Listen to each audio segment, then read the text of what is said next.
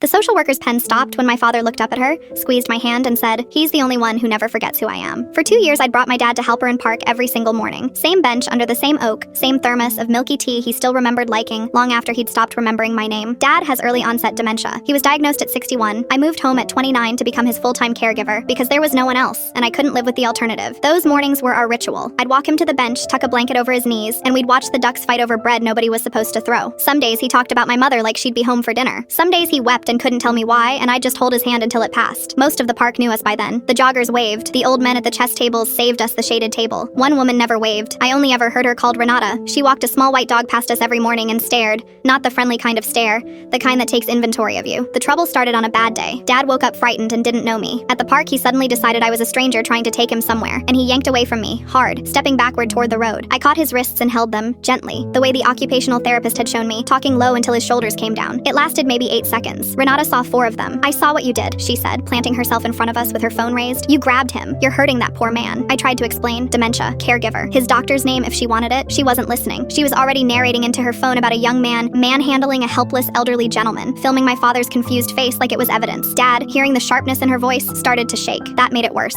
Now he really did look terrified, and she really did have her proof. "I'm reporting you," she said. "People like you shouldn't be allowed near vulnerable adults." She called Adult Protective Services that afternoon. 2 days later, a caseworker knocked on our door. I won't pretend I was calm. I'd spent 2 years terrified of exactly this. Some official deciding I wasn't good enough, taking him somewhere sterile where no one would know he takes his tea with too much milk, or that humming Elvis calms him down. My hands shook so badly I dropped the keys letting her in. Her name was Ms. Okafor. She was kind but careful, and she had Renata's video on her tablet. She watched me while it played.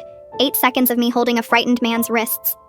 Then she started looking around. She saw the labeled medication organizer, the whiteboard where I wrote the date and my name every morning so Dad would have an anchor, the bathroom rails I'd installed myself, the freezer stocked with the only 4 meals he'd still eat, the framed photos I'd hung at his eye level so he could find his way back to himself, the notebook where I logged every dose, every meal, every hard night, 2 years deep. She asked to speak with my father alone. I sat in the kitchen and listened to my own heartbeat. When she came out, her expression had changed. She asked him one more question at the door, just to confirm, gesturing at me. "And who is this?" Dad looked at me for a long moment. He didn't know the day, he didn't know the year, but he squeezed my hand and said, "He's the only one who never forgets who I am." Ms. Okafor closed her tablet. She told me plainly that what she'd documented was one of the most consistent, loving caregiving environments she'd seen in 12 years on the job. She said the video showed a redirection technique done correctly. Then she said something I'll never forget, that the report had wasted resources that could have gone to a child or elder who was actually in danger, and that filing a false report based on a stranger's assumption was a serious thing, and she'd be noting exactly who filed it and why. I saw Renata at the park a week later. She didn't take inventory of me this time. She looked at the ground and walked her little dog the long way around. Dad's on the bench beside me as I write this. The ducks are back. He just asked if my mother's coming. I told him soon and held his hand until it passed.